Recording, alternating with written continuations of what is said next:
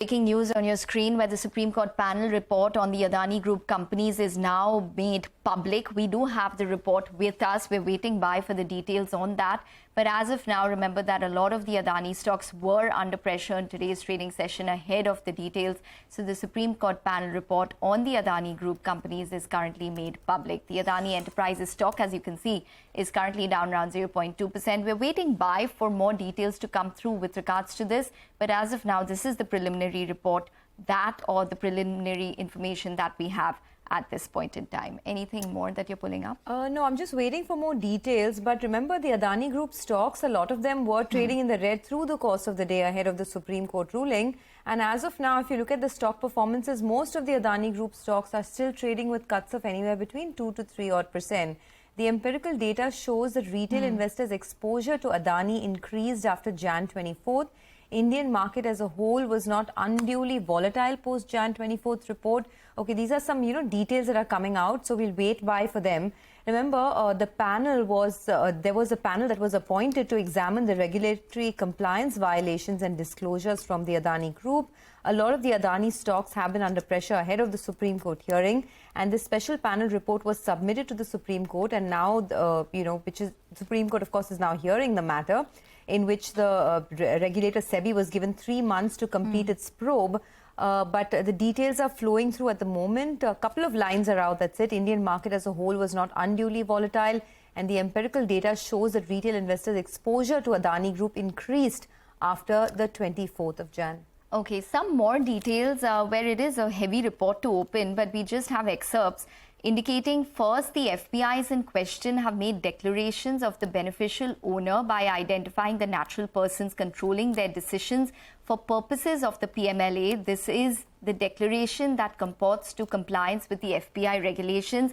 Second, the very requirement to disclose the last natural person above every person owning any economic interest in the FPI was done away with in 2018, which was pursuant to a recommendation of a working group, and the provisions on opaque structure were deleted on the premise that declarations under the PMLA constitute sufficient compliance. So these are important details coming in. Also, lastly, third, the other point which is made is that SEBI has been investigating the ownership of the 13 overseas entities since October of 2020, despite the aforesaid legislative change that has taken place. So these are a couple of key points which have come through. There are also the committee conclusions. The committee would like to reiterate that it is only setting out the position in the law with the specific regard to whether there has been any kind of regulatory failure. In the facts of the case, it is evident that SEBI has been getting feedback about such transactions from the market and has responded by amending the regulations. Therefore, it would be difficult to arrive at a finding of a regulatory failure on the legislative side when SEBI has been intervening to regularly raise the bar in stipulation of desirable conduct. So these are some important details which have come in from the report. But as of now, the stocks don't seem to be reacting as much. There's just about a flattish sort of reaction to this.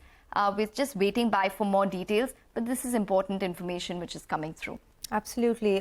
So, a couple of things this report is out to, put forth is to provide an overall assessment of the situation, including the relevant causal factors which have led to volatility in the securities markets.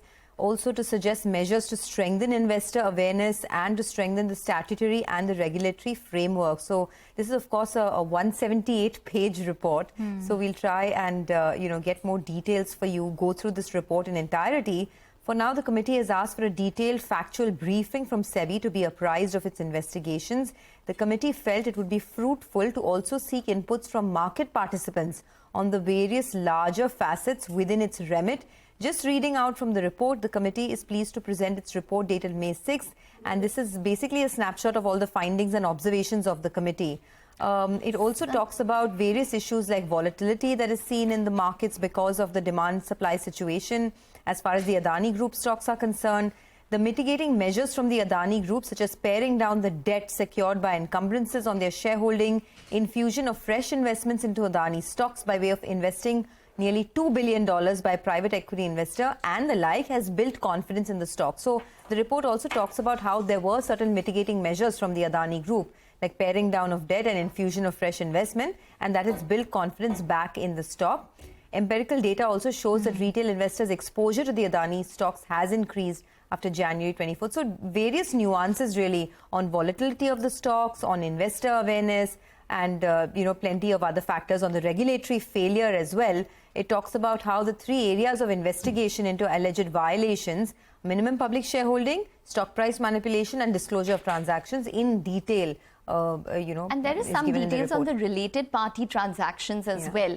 If we can just get to that, the committee report indicates that at the heart of the allegations about disclosure of alleged related party and transactions with them is the definition of the term related party and related party transaction.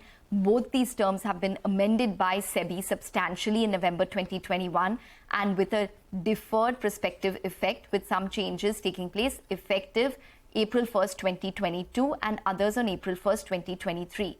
India has among the widest definition of these terms across jurisdictions. So there is a lot of information which is put forward under, like you said, various segments which we need to go through and to basically decipher what the conclusion of this report would be. But Prashant is joining in with I also want to just mention one thing. It says very clearly in the report that the committee is of the view that it would not be possible to return a finding of any regulatory failure in the context of the regulations prevailing when the transactions were affected. So there has to be a coherent enforcement policy, which is dealt with in Chapter 5. So there's a lot more. But for now, there is no evidence of any regulatory failures, what I understand from the just reading out of the report directly. But Prashant is here to make more sense. It is a pretty exhaustive report, so I guess it would take some time. Yeah, it's 147 pages, Sonia. Yeah. So, I mean, but I think what we can do is basically look at the executive summary, right, as you guys have been doing, which is the first, I think, first 30-odd pages or so. And that, I think you guys have been kind of talking about what, the various subjects it touches. So things like, volatility. Remember, I mean, the report it also very clearly lays out the remit of the committee. What exactly were they looking at, right? So in that context, I mean, they address the volatility which the Adani Group stocks saw, and the fact that, and they kind of conclude that point by saying that, the market has repriced and reassessed the Adani stocks, and they're stable at newly repriced levels. They also kind of make it a point to say that retail investors' exposure to the Adani stocks have increased after the 24th of January when the report came out. So actually retail investors own more of Adani stocks from the time that the report came out. This is, of course, widely available data which has been reported elsewhere as well. There is, of course, a section on investor awareness, I think, as you guys have been pointing out, which kind of goes on to conclude that the committee has suggested specific measures that must be adopted in the chapter dealing with the subject. There's a separate full chapter for each of these sections, and I'm just kind of reading out from the executive summary right now. Then they kind of go on to the the question of regulatory failure, and they say that the three areas of investigation into alleged violations. I think as we kind of go through this, and I'm assuming everyone else who has this report is also going through this. But let's try and get some reactions at this point. Mr. H.P. Ranina is now joining in. He's senior advocate at the Supreme Court. Mr. Ranina, good to have you with us here. If you've been watching and the information that we've been putting out from this committee report, what do you make of it? First reactions, and how should one read this? Go on, sir.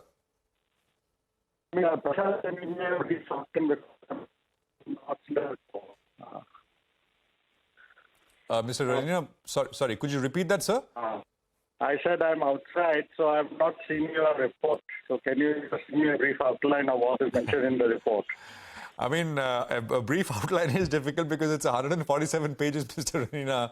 But, they are, they're kind of touching upon various subjects, like, for example, the volatility that the Adani Group stocks underwent. There is a section on investor awareness.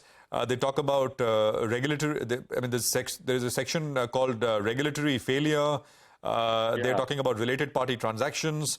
Price manipulation, which they say that this is basically SEBI has explained its approach to dealing with various automated alerts that are thrown up by the trading system, and they are generated and how they're analyzed and investigated for potential market abuse and price or volume manipulation.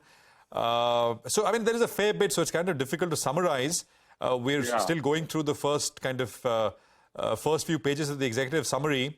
But broadly, what would how should we kind of read this? Because while this has come through, we have the report from the court-appointed committee. SEBI will continue. Yeah. SEBI has asked more time and has gotten more time to conduct their own investigations. Yeah. So obviously, this court-appointed committee, I think, has done a thorough job. They've gone into all the aspects. They've gone into the issue of price manipulation, related party transactions, and others. So I think SEBI will have a lot of things to ponder about based on this report. And then they will come up with their final hearing. I think this committee has done a wonderful job, and we should be grateful for the in-depth analysis which they have done.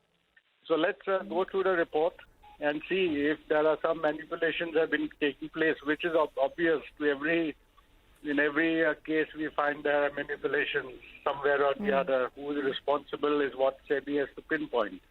But these have to be stopped. Mr. Ranina, SEBI in the report, SEBI has, of course, mentioned those manipulations, saying that they have found some entities have shown, have taken short positions prior to the publication of the Hindenburg report and have profited from squaring off of them. So these are mentioned. But they also make it a point to say that the committee does not express any opinion on merits, which means, suffice to say, it would not be possible to return a finding of any regulatory failure on this count, since SEBI has an active and working surveillance framework to take note of high price and volume movements. So they're trying to say that at this point in time, there is no evidence of any regulatory failure on the part of the Adani Group. How would you read into this statement? Well, I think that's a very good statement from the Adani Group point of view, that they have not in any way violated the regulatory guidelines. But the issue is, will the SEBI now pinpoint, as you say, certain entities have been found to have manipulated. Now, what action has SEBI taken against them? That is a moot point. Why has SEBI not acted immediately and taken steps against those entities where they have found the manipulation? So this is something now in SEBI's court. SEBI is a regulator. Committee cannot decide what is to be done. SEBI has to take action, punitive action, levy penalties or whatever, prosecute them. This is, I think, now SEBI's business. They have to now carry the baby and take it to its logical conclusion. Okay. What is the next step going forward, considering that prima facie it would not be possible for the committee to conclude that there has been a regulatory failure around the allegation of price manipulation? Based on these statements, prima facie, does the issue stand closed? What is the next step now?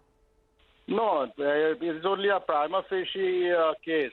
They have to, therefore, SEBI has to now go into in-depth. Their surveillance team has to make sure that all these issues have been resolved, because prima facie is only that based on whatever information the committee had, they came to some conclusion. But that doesn't mean that is final. It can't be final at all. In fact, SEBI is now to deal with all these issues and go in great detail, go into every single aspect, because this is a question of fact. Committees do not go into questions of facts. It's only for SEBI surveillance team to go into issues of facts. And therefore, they'll have to go into those factual issues and then take punitive action immediately. Okay. Yes, actually, the committee is of the view that it would not be possible to return a finding of a regulatory failure in the context of the regulations prevailing when the transactions were effective. So there is no commitment either way, right? I mean, they're not sticking their neck out and saying that there is any kind of regulatory failure, but they're also not saying that there is no regulatory failure. So in that context, it still stands up in the air, you think? Absolutely. Things are very fluid. Nobody knows exactly what is the position. That is unfortunately the problem with committees, that they don't go into in-depth things. They just make cursory and prima facie judgments. So I think SEBI now has his hands full, and SEBI will have to work very hard during the next 2.5 months and come up with a proper report before the 15th of August, as advised by the Supreme Court.